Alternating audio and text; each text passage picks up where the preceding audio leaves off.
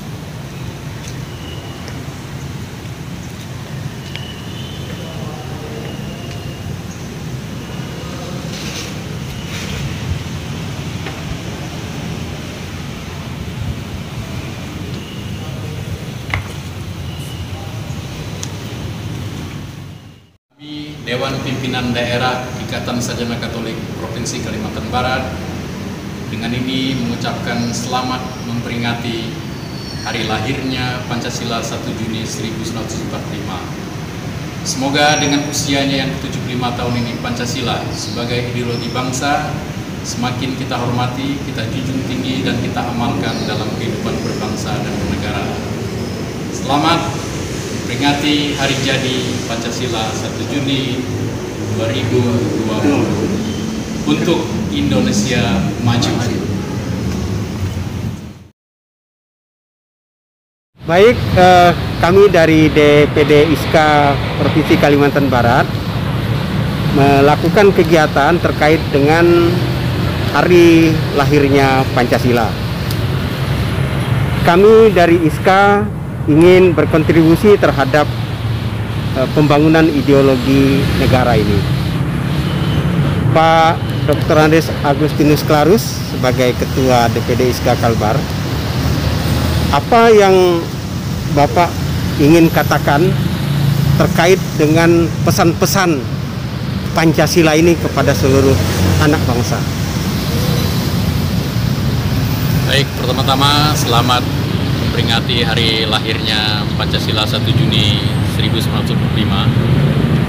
Berkaitan dengan lahirnya Pancasila, kita mengharapkan seluruh anak bangsa harus memahami bahwa Pancasila sebagai ideologi negara wajib dan patut kita hormati, kita hargai, kita jadikan landasan kehidupan berbangsa bernegara. Jadi sebuah negara tanpa landasan, kita tidak bisa bayangkan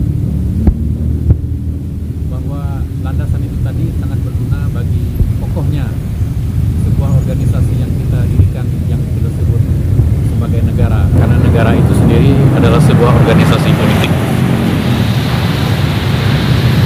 Terkait dengan pandemi ini, Pak, apa yang relevan antara lahirnya Pancasila ini dengan pandemi ini?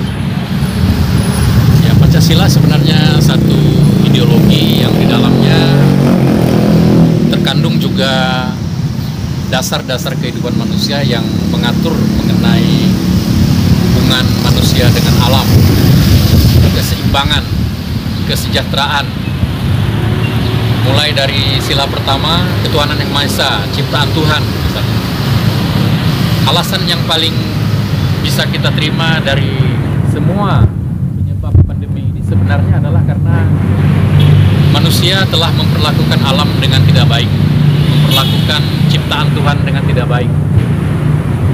Nah, berkaitan dengan sebagai cendekiawan Katolik, kita berpedoman kepada ensiklik yang dikeluarkan oleh Paus kita mengenai Laudato Si, yang artinya Laudato Si itu sembahlah dia sebagai penyebab utama dari segala kehidupan manusia yang ada di dunia.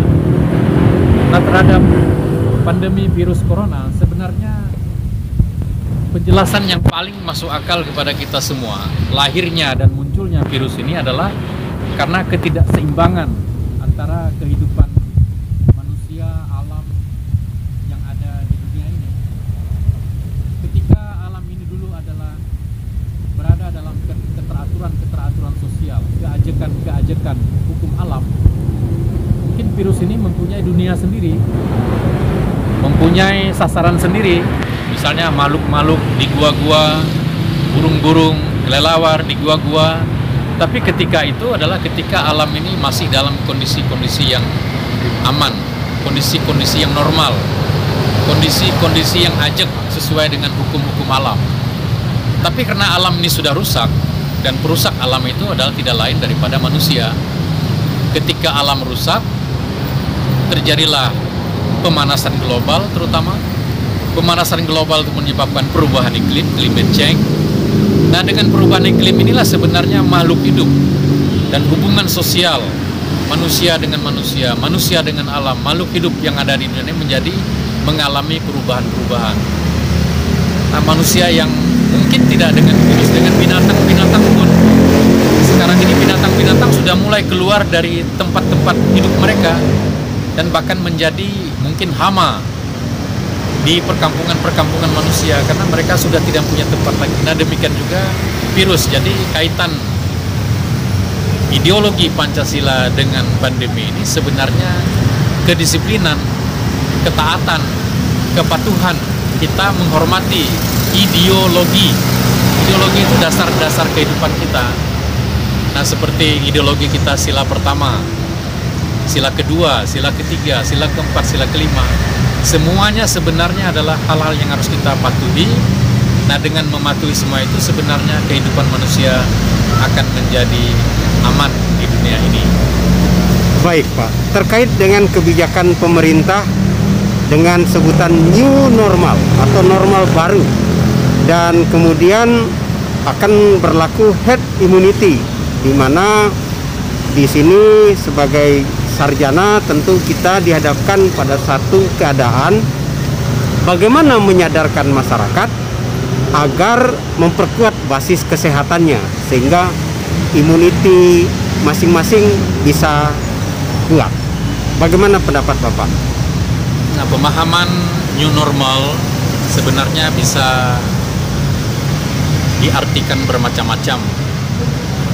Nah, pemerintah ingin mengatakan bahwa berangkat dari pengalaman pandemi COVID-19 ini untuk mencegah penularan yang semakin masif, sebenarnya tidak ada cara lain adalah kita harus mempunyai pola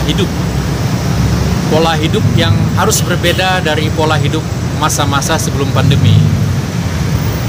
Pola hidup yang dimaksud dengan new itu adalah kita harus sesuai dengan protokol kesehatan. Protokol kesehatan sebenarnya ya kita anggap sederhana, tetapi sulit dipraktekkan. Misalnya mencuci tangan dengan baik, selalu memakai masker, menjaga jarak. Ini sebenarnya kalimat yang sangat sederhana, tapi sulit kita lakukan. Nah, karena itu untuk mencegah lebih lanjut lagi, pemerintah mengatakan bahwa dengan melihat keadaan semakin membaik di beberapa titik, di beberapa klaster semakin membaik, maka pemerintah menerapkan bahwa baiklah kita mulai hidup baru yang normal, tetapi kita harus dengan protokol kesehatan yang semakin ketat. Nah, itulah yang dimaksud dengan new normal. Normal yang baru bukanlah sesuatu yang berbeda betul dengan keadaan normal sebelumnya, tetapi maksudnya bahwa kita harus sadar bahwa sekarang sebenarnya di sekitar kita ini ada pandemi, ada wabah. Dengan menyadari adanya wabah di sekitar kita ini, maka kita harus mempunyai perilaku. Perilaku ini penting karena untuk memutus penyebaran wabah itu sendiri. Nah, apa perilaku? Misalnya kalau di mall perilakunya apa? Masuk, cuci tangan. Berangkat ke mall, harus memakai masker. Harus menjaga jarak. Harus tidak berlama-lama. Harus menghindari kerumunan. Karena di dalam kerumunan, di dalam jarak yang terlalu dekat, bisa saja penyebaran itu semakin mewabah. Nah, inilah disebut oleh pemerintah adalah new normal. Dan bagaimana maksudnya dengan herd immunity? Herd immunity sebenarnya ini sangat memerlukan kedewasaan setiap manusia. Herd immunity menurut perhitungan-perhitungan, kalau diberlakukan di Indonesia maka banyak jumlah orang yang tidak imun. Yang tidak imun itu mereka akan terkena, dan jumlahnya mungkin bisa mencapai 1 jutaan. Kalau herd immunity ini artinya menyerahkan kekebalan ini kepada tingkat imunitas setiap individu. Nah, jadi siapa yang sehat, siapa yang mempunyai imun yang tinggi, itulah yang hidup. Nah, kalau ini artinya bahwa sangat dituntut kedewasaan. Artinya bahwa orang yang setiap hari menjaga imunitasnya, itulah yang bertahan hidup.